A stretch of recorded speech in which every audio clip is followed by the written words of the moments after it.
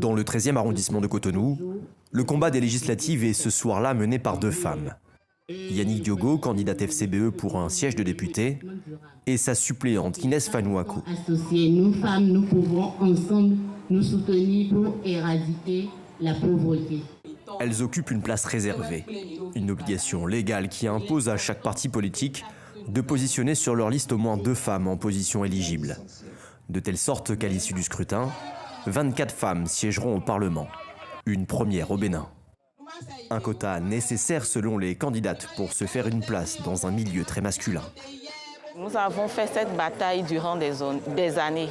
Et à chaque fois, quand il s'agissait de positionner des femmes pour les élections, surtout législatives, les femmes sont reléguées en arrière. Et donc, il fallait forcément une loi pour imposer cela. Aujourd'hui, il est encore difficile d'être une femme en politique, affirme la candidate. Quel que soit le parti, elles sont souvent jugées illégitimes.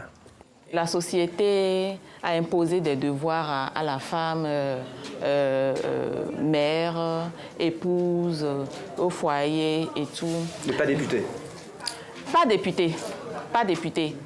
Parce que aujourd'hui, même s'il y en a qui commencent pas à croire réellement que les femmes peuvent quelque chose, d'autres restent encore fermes de ce que la femme n'a pas sa place en politique. Cette autre candidate applaudit également la mesure. Christelle Ndonugbo, de l'UPR, la mouvance présidentielle, estime qu'elle permettra un élan féminin dans la société. Ça inspirera les jeunes femmes, ça inspirera la femme béninoise de façon générale, qu'elle sache qu'elle a son rôle à jouer dans la gestion de la cité, en politique, et que c'est la politique qui détermine tout. Les femmes resteront cependant minoritaires au Parlement. Seulement 24 sièges sur 109 leur seront réservés.